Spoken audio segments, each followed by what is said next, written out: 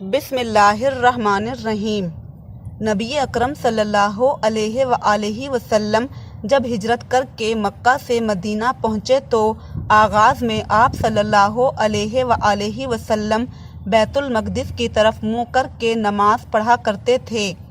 نبی اکرم صلی اللہ علیہ وآلہ وسلم مکہ معظمہ میں اس بات کا اہتمام فرماتے کہ نماز کے وقت خانہ کعبہ کے جنوب کی طرف رکن یمانی اور حجر اسود کے درمیان والے حصے میں کھڑے ہو کر نماز پڑھیں۔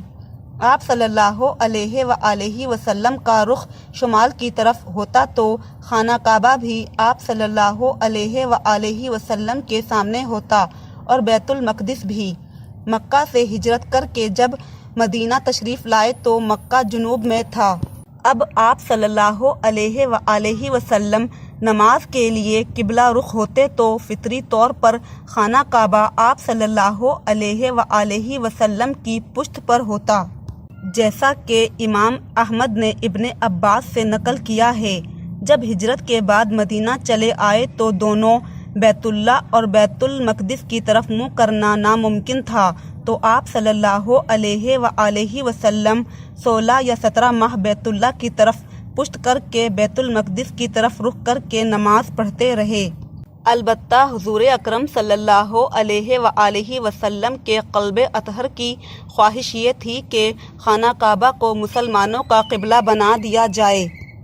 چنانچہ ایک دن نماز کی حالت میں حضور اقدس صلی اللہ علیہ وآلہ وسلم اس امید میں بار بار آسمان کی طرف دیکھ رہے تھے کہ قبلہ کی تبدیلی کا حکم آ جائے۔ اس پر نماز کے دوران یہ آیت کریمہ نازل ہوئی، جس میں حضور انور صلی اللہ علیہ وآلہ وسلم کی رضا کو رضائے الہی قرار دیتے ہوئے اور آپ صلی اللہ علیہ وآلہ وسلم کے چہرہ انور کے حسین انداز کو قرآن پاک میں بیان کرتے ہوئے آپ صلی اللہ علیہ وآلہ وسلم کی خواہش اور خوشی کے مطابق خانہ کعبہ کو قبلہ بنا دیا گیا، جیسا کہ قرآن پاک کی سورۃ البقرہ آیت نمبر 144 میں ارشاد باری تعالیٰ ہے: اے پیغمبر صلی اللہ علیہ وآلہ وسلم، ہم تمہارا آسمان کی طرف منہ اٹھانا دیکھ رہے ہیں، سو ہم تم کو اسی قبلے کی طرف جس کو تم پسند کرتے ہو منہ کرنے کا حکم دیں گے، تو اپنا منہ مسجد حرام یعنی خانہ کعبہ کی طرف پھیر لو، اور تم لوگ جہاں ہوا کرو نماز پڑھنے کے وقت اسی مسجد کی طرف منہ کر لیا کرو۔ اور جن لوگوں کو کتاب دی گئی ہے وہ خوب جانتے ہیں کہ یہ نیا قبلہ ان کے پروردگار کی طرف سے حق ہے، اور جو کام یہ لوگ کرتے ہیں اللہ ان سے بے خبر نہیں۔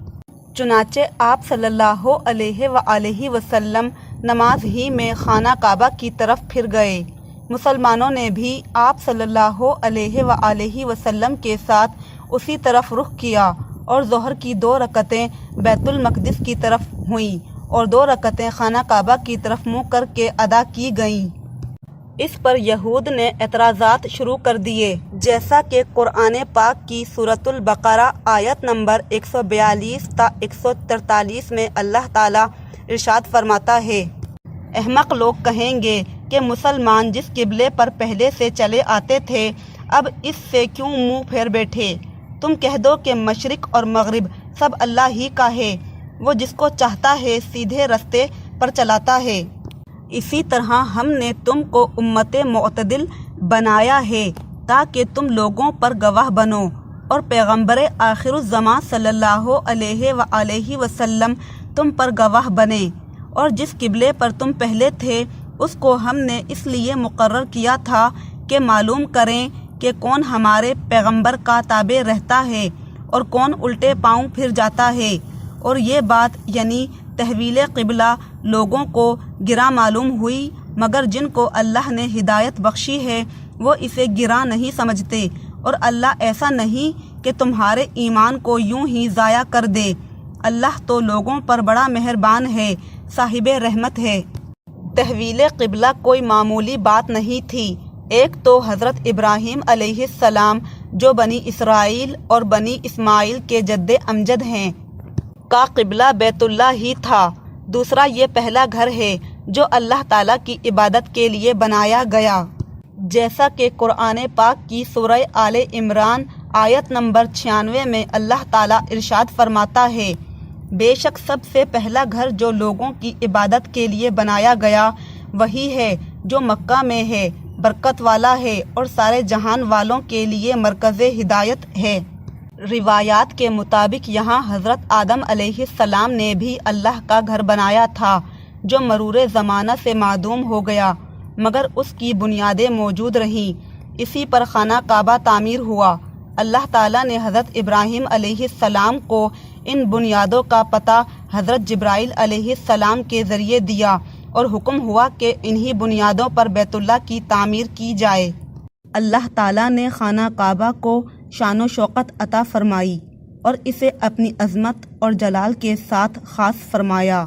اور اس میں داخل ہونے والوں کے لیے اسے امن والا گھر بنا دیا۔ یہی وہ مبارک گھر ہے جس سے اللہ کے پیارے حبیب صلی اللہ علیہ وآلہ وسلم نے ہجرت فرمائی، مگر آپ صلی اللہ علیہ وآلہ وسلم نے نہ تو اسے چھوڑا، نہ اس سے تعلق توڑا، اور نہ ہی آپ صلی اللہ علیہ وآلہ وسلم کا دل اس سے ہٹ کر دوسرے قبلہ کی طرف متوجہ ہوا۔